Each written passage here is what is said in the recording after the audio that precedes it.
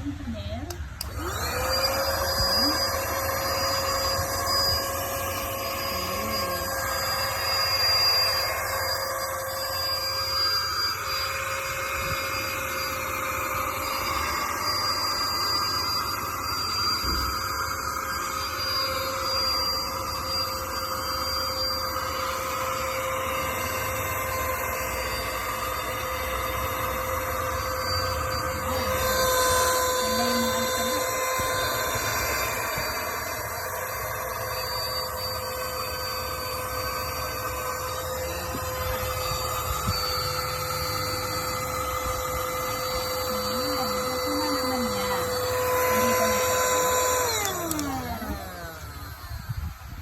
Hello!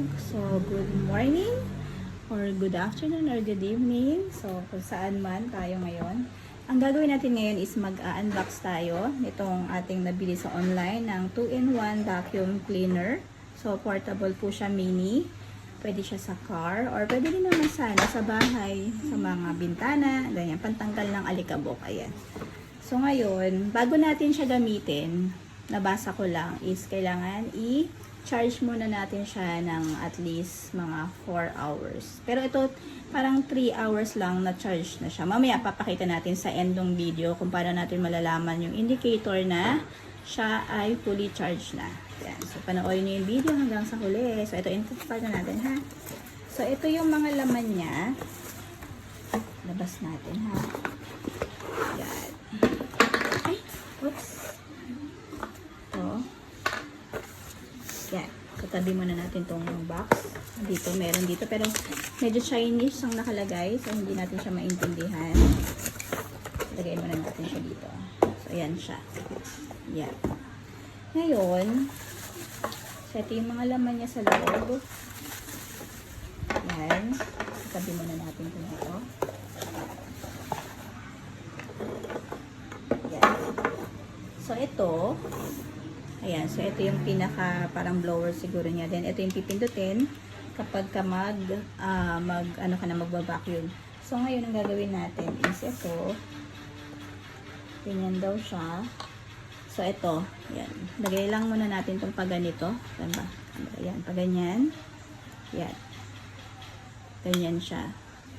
Tapos, ilalagay natin siya ngayon dito. Yan, ikot lang natin siya para malak. So, yan na siya. Yan yung itsura niya. Ganyan. Yan. Tapos, eto. Ayan. Lagay natin siya dito. Ganyan. Ganyan siya. And then, eto naman. Ayan, eto. Ayan. Lagay natin siya dito. Ganyan. So, yan. Pwede mo naman siyang iikot kung anong gusto mo. Sa ganyan. Yan, ganyan. Okay na yan. Tapos ngayon, yung iba may ganito. Ito hindi ko alam to, pero dito yan sa likod. Yan, meron siya ditong parang, ayan o, dito diba? Yan, meron siyang lock. Ayan, ganyan. Ikot mo lang siya. Yan. Ito yung pang blow ata ng hangin. Pagka magbo-blow, ibo-blow niya yung mga ano, hahawiin niya yung mga alikabok kung gusto mong i-blow. Ganyan. I-blow nito. Ayan. So, ngayon, so, yan na siya. Tapos, meron siyang kasamang charger. Ito yung pang-charge. Dito yan. Isasaksak mo siya dito. Dito sa part na to. Ayan. Dito siya. Yan. Tapos, ito. Yan. So, hanap na lang kayo ng charger. Yung sa cellphone. Ayan, so papasok naman yan. Basta meron kayong mga charger. Ayan, lagay nyo lang siya na ganito. Ayan, tapos isasaksakan nyo na siya. So ngayon, pagka na-charge na yan, ayan, tagalin muna natin ito. Ito may extra lang siya. Ayan, thank you dun sa pinagbilang ko sa online. So, meron siyang extrang parang, hindi ko alam kung anong tawag dito, pipe yata ito. Basta, yan. So, yan. And then, pagka gusto nyo na siyang gamitin, kiklik nyo lang tong ganyan. Yan. Yan na siya. Ganyan na siya. Tapos, pag ayaw nyo na, i-ano nyo na siya ulit. Ipapatayin nyo na siya ulit. So, yan. So, yun lang. Thank you for watching. Panoorin niyo po kung paano siya i-charge ha. Salamat po.